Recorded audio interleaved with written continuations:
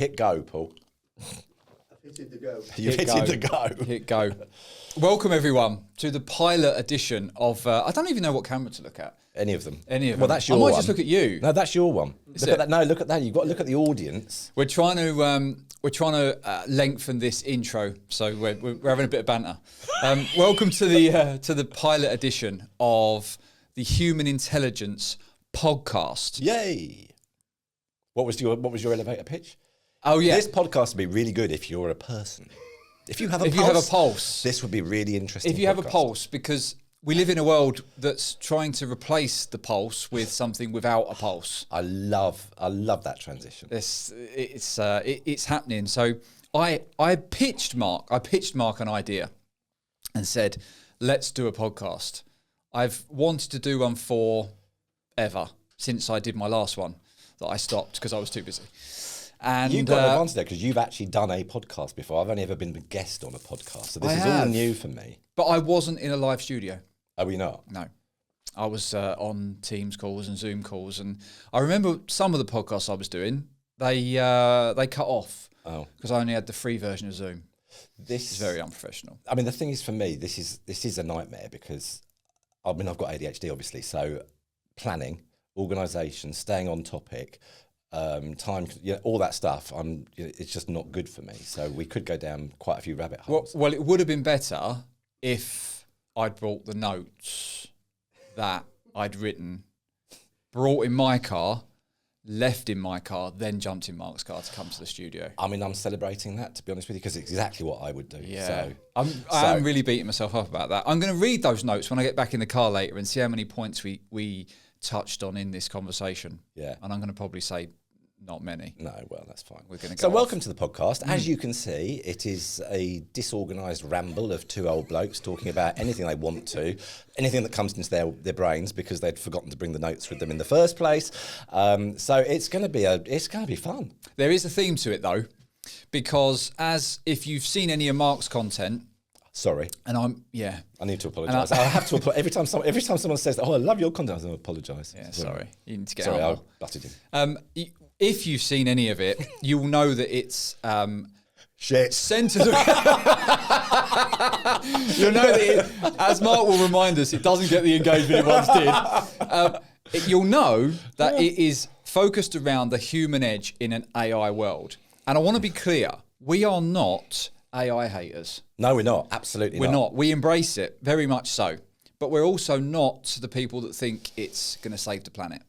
We're not waiting for Arnie to walk through the cloud of steam just before Judgment Day. Exactly. That'd be bad. Yeah. So we kind of sit in the middle where, yes, we need to embrace it, but we also need to understand that emotional connection that we all need to feel, we all need to create when it comes to business, when it comes to our personal lives, that comes from the human element in a tech-driven world. This isn't probably for the intro, and I'm probably already rambling off on different subjects, but I think that point is actually really important because I think we're already starting to see that, not that there's a backlash against AI necessarily, but I think there is this growing realisation now that it ain't as good as the hype would tell us that it is. And so there is a lot of AI slop, which is just kind of meaningless stuff that is almost filler.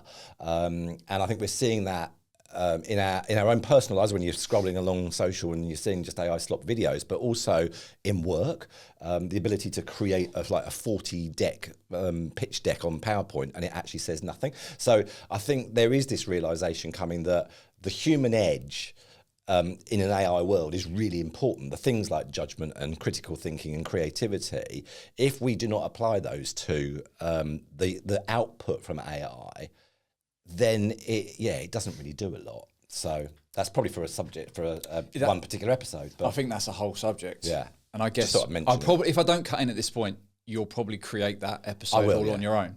Probably. I'll shut up. No, you carry on. You drink your coffee.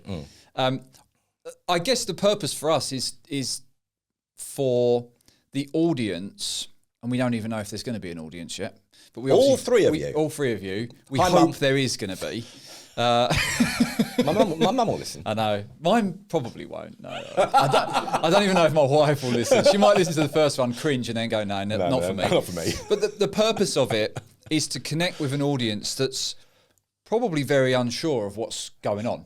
Unsure about what's going to happen, unsure about where they fit in this world. Are they even going to have a place? For me as a parent to two young kids who are exploring the limits of technology within the boundaries that we set, which definitely, if it was left up to me, would be looser.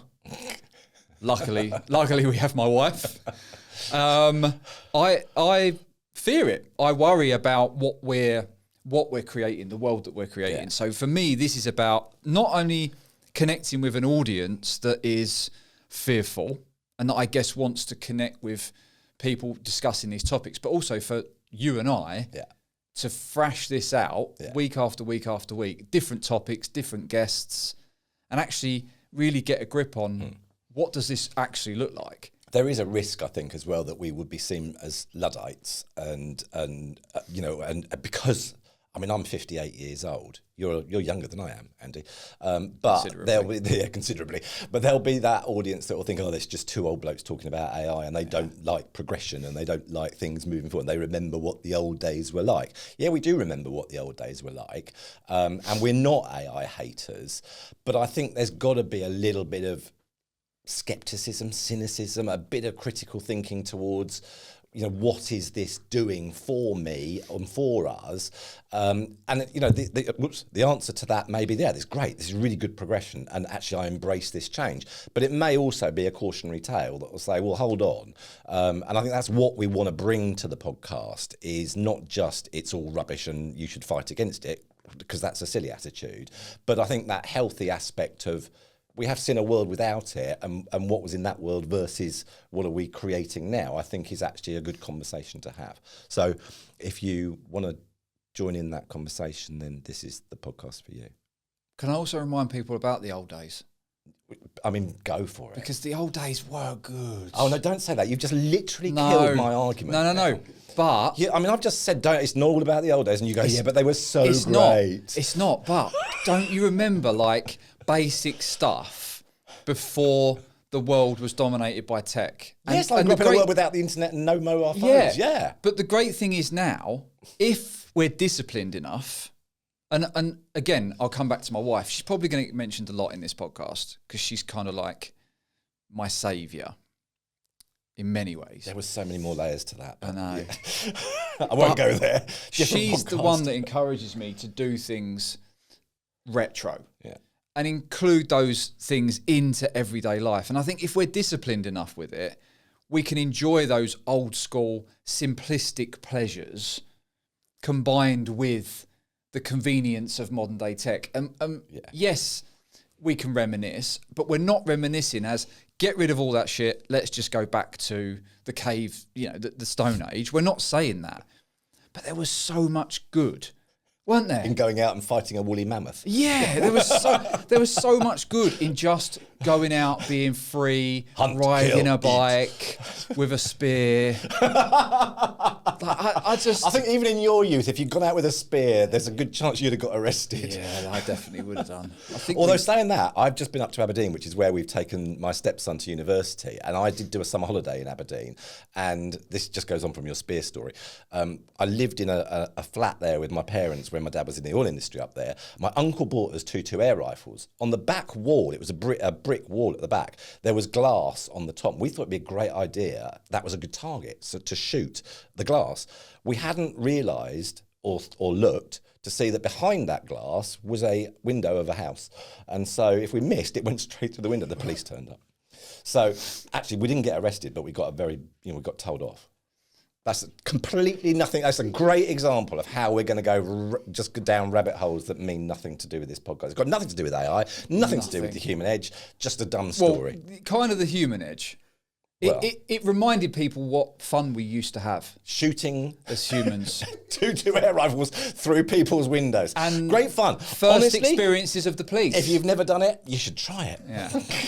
First encounters with the police. Yeah. That's what that was. So anyway, that's the intro. I think that is the intro. I think this is a really great example of the rubbish that this podcast Yeah. is going to be. So Hugely organised, hugely structured. Yeah. Every week you're gonna witness brilliance in the way that we deliver our messaging around a particular topic. It will think be you're on overselling point. It will be delivered with urgency. Oh fuck it! I've lost that completely. Paul, that's the end of the intro. Cut. Literally the end.